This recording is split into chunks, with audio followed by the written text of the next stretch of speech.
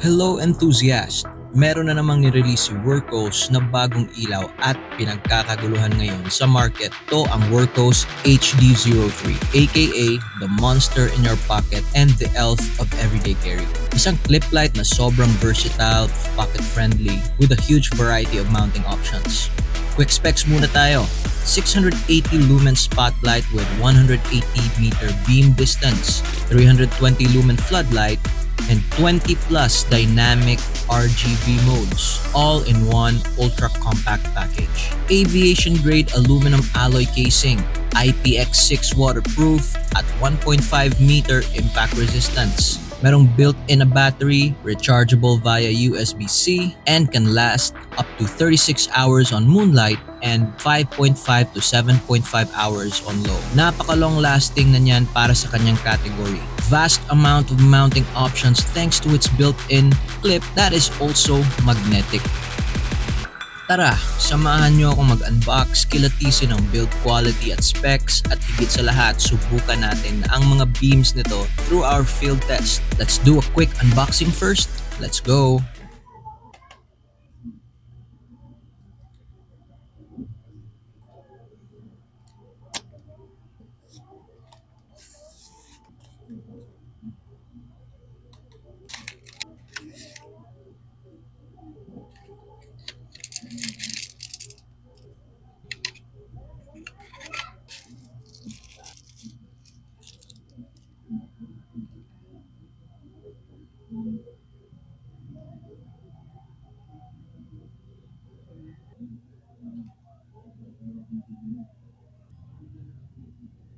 Ngayon, field test naman tayo. Just a quick one. Let's go. Alright guys, quick beam shots ng ating Workhos HD03. Start with flood and then low, medium, high, turbo. Ayan. Balik natin. Low, medium, high, turbo. Tsaka lipat natin sa spotlight. Yan. Low, medium, high, and turbo. Yan guys. Ulit. Low, medium, high, and turbo. Yun.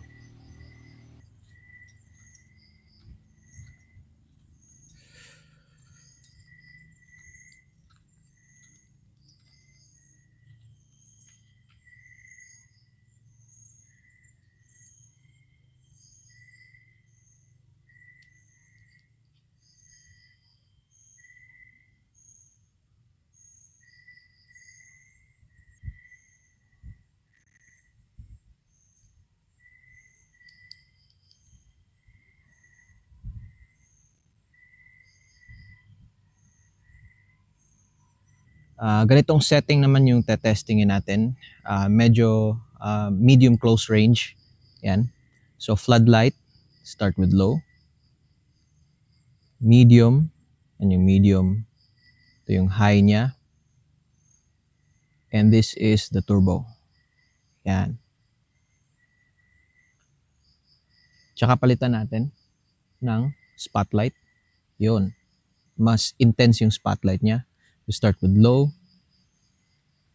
medium, high, and then yung turbo. It's very, very bright for a light this size. Yan. Sobrang liit niya pero yan, kitang-kita niyo naman, di ba? Oh, palitan natin. Yan. Floodlight. Napakaganda din yung floodlight niya. Yan, spotlight. Yan. There you go.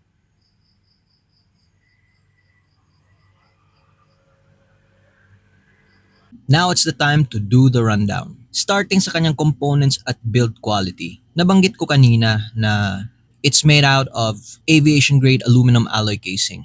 So usually sa mga clip lights or ganito kaliit na light, most manufacturers will opt with a plastic one. Pero si Workos, ginawa niyang aluminum. So this is good for heat management as well. May extra material to help dissipate heat. Kaya sa ganito kaliit na package, pwedeng maging mas malakas yung lumen output mo. At saka it is sturdier and feels more premium. Yung color naman niya, I love the olive green color. Meron din siyang orange. Sana lang orange yung binigay sa atin or binigyan na tayo ng extra orange. Pero I cannot complain because the olive green is very, very beautiful. Pairs well with the Workos TD07 na bigay pa rin ni Workos sa atin. And by the way, thank you Workos for giving us a free sample of Workos TD07 and itong Workos HD03. Now let's go with the switches. So yung switches niya, napaka-tactile and has a really nice feel to it.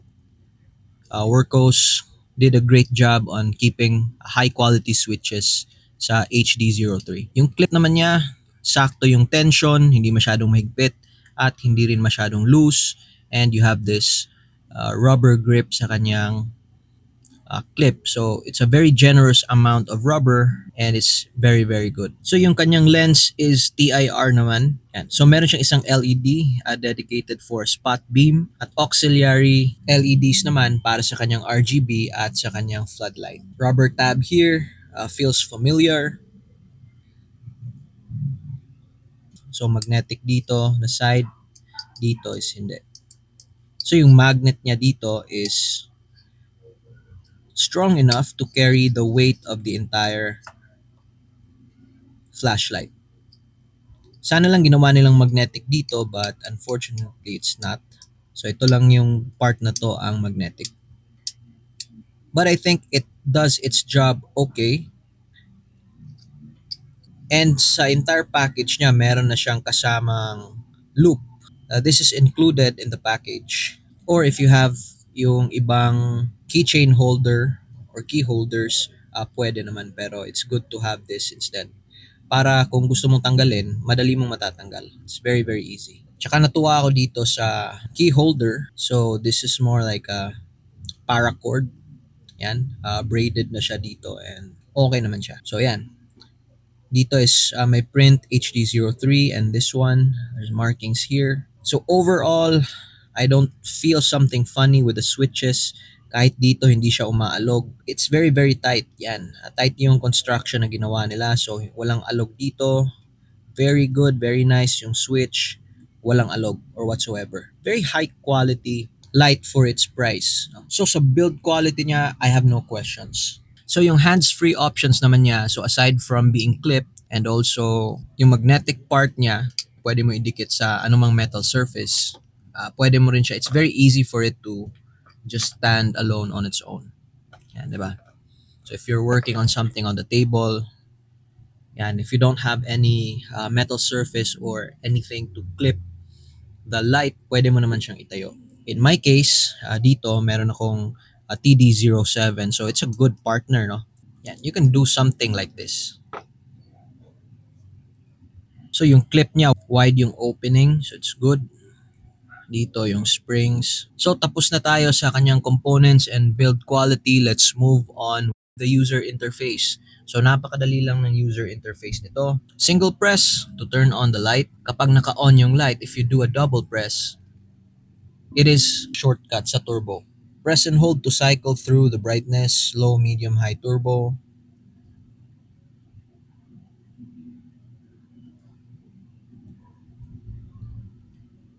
And you can use the switch to switch easily from floodlight to spotlight. Yan. So kung ano yung last na brightness ng spotlight, kapag nag-switch ka to floodlight, yun pa rin. So low, medium, if we switch to spotlight, medium pa rin yan. There you go. So meron siya ibang modes to access that. Triple press, 1, 2, 3. So you have that strobe. Another double press. SOS. Double press. Beacon. And then press it again. So again, from on, you have to triple press 1, 2, 3 to access the strobe. para ma-cycle mo yung ibang modes. Hindi na kailangan i-triple press, just do a double press. Then another double press.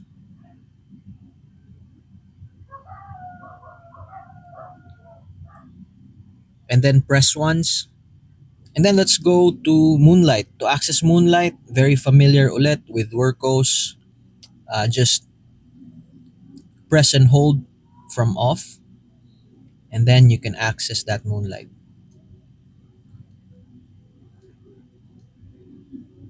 Yeah.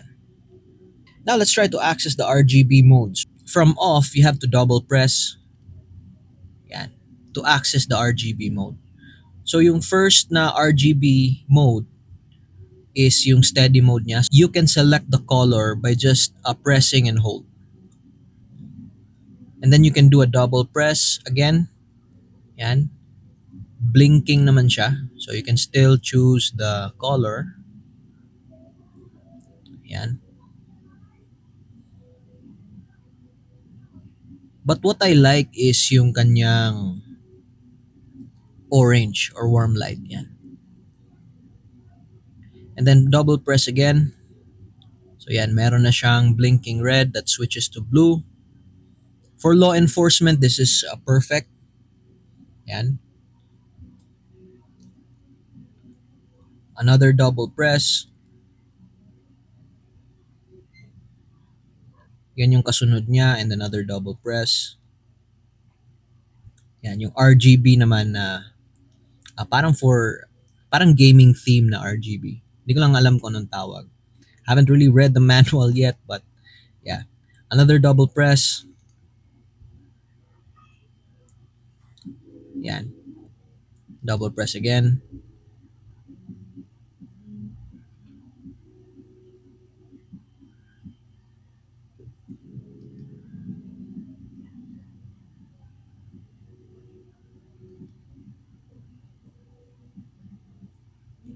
And then bumalik na tayo.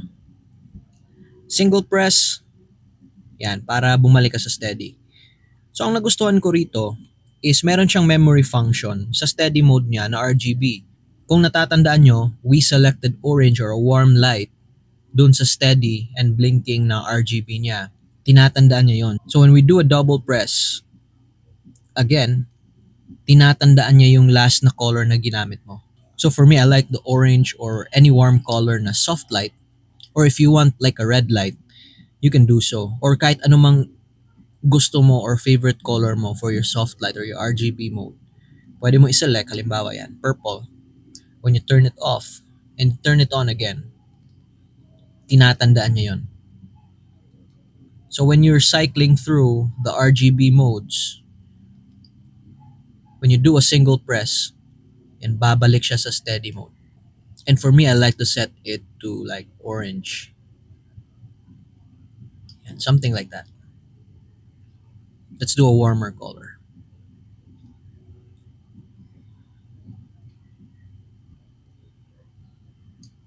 So there you go. We have a very easy user interface. You can check the manual para ma-master mo yung user interface niya. Ngayon naman, it's on to my verdict. So ano bang uses nito? So marami siyang uses. Nakita nyo naman sa mga pictures na fina-flash ko sa screen. In my case, I have the hobby of fishing. So maganda siyang gamit as fishing gear. Kung ayaw mong magdala ng heavy na headlamp, a clip light will do. Something like this.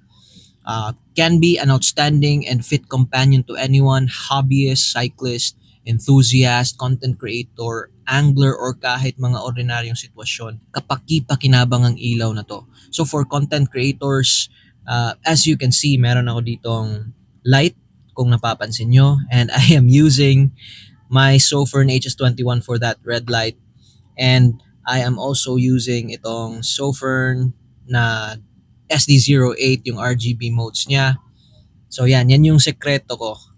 Yan lang. So ito, pwede mo rin itong panggagamitan mo na something like an accent light if you want, if you're a content creator. Or yeah, if you're a small time content creator like me, this can help as well with your setup, di ba? So kapaki-pakinabang siya. So itong clip light nito, ito yung sagot nila sa clip category na ilaw. Isa tong pwedeng alternative sa Olight O-Clip dahil mas mura ito. Mahal kasi yon at the moment of shooting this video, nasa around 2,000 plus. And thank you Workos for giving us an affordable option that is less than half of the price pero napakapulido at solid ng quality. Very premium. Gusto ko talaga ang direksyon na tinatahak ni Workos at nakamamangha ang kanilang mga releases ngayon. Sa mga umabot hanggang sa dulo ng video na to, ano ba ang opinion nyo sa ilaw na to? Do you think it will replace your current EDC light or an additional EDC tool? So comment nyo lang sa comment section. Now that is my review of the HD03. Salamat sa panonood. This is your boy Muhayag and see you on the next video.